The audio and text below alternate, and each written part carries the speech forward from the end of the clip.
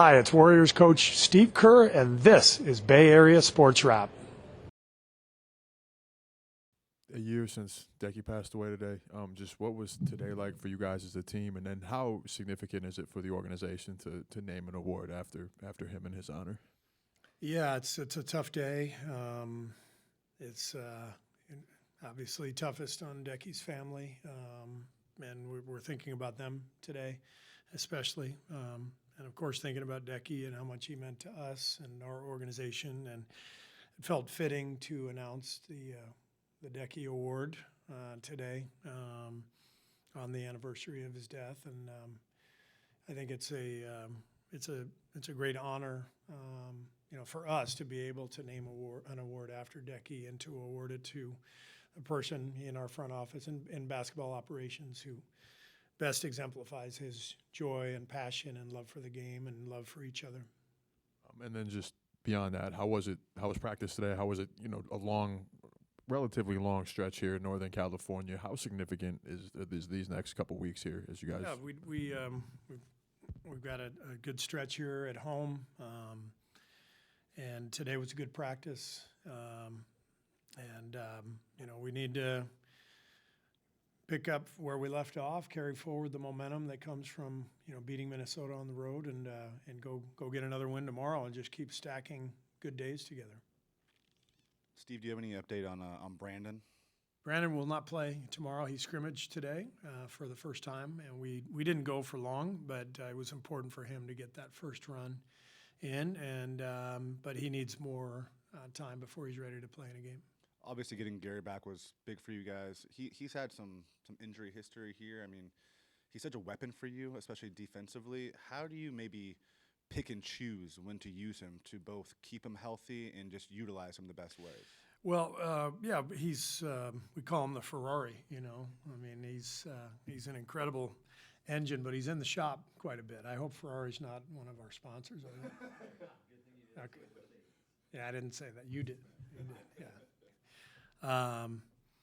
But he told me this year that he wanted to be a Lamborghini, not a Ferrari, because I guess they're not in the shop as often. Maybe like a Honda Civic like I drive. I was a Honda Civic.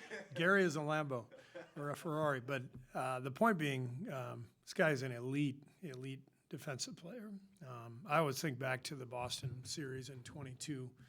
He misses the first game, we lose. He comes back, we win 4 out of the next 5. His defense was a huge part of it. Gary was an integral part of guarding, the best players in the world, Jason Tatum, Jaylen Brown, those guys. So we know he's a crucial part of our success as a team. And so the ability to put him on Anthony Edwards the other night, Wiggs started on Edwards. You asked how do we decide, how to play Gary. We try to match him up. We don't want to waste his minutes on, guarding somebody who's not the star player. So we generally match him up with the best players, try to play him in short bursts because of how fast he is at both ends of the floor, and we want him going full bore, for all 4 or 5 minute stretches, and then maybe four stretches, 5 stretches, and he's, that puts him around 20 minutes. That's kind of the formula. How much do the way the Western Conference standings are bunched up, how much does that give you guys hope that you can stay the course and keep fighting? It's a big part of the messaging to the group these days, other than Oklahoma City.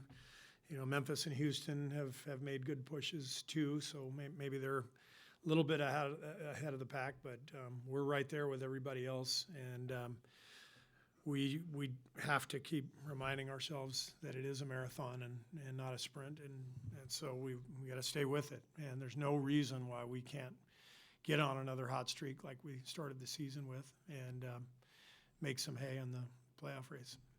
And with Guy Santos, he obviously wasn't part of the immediate plans going into the season, but has the way he played on the road trip changed what's possible for him in terms of being involved? For sure. And we've always loved his energy and the ball movement and his feel for the game. The tricky part basically is that we're loaded with players at his position who we feel strongly about, who we want to play.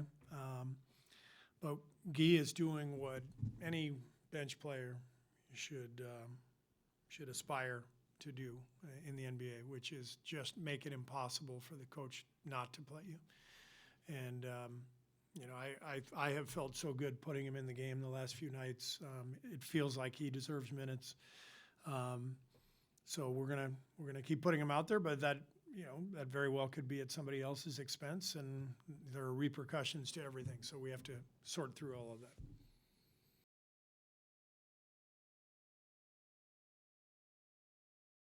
Hey, this is Kate Scott, play-by-play announcer for the Philadelphia 76ers. This is Bay Area Sports Wrap. Give them a like and subscribe to their YouTube channel.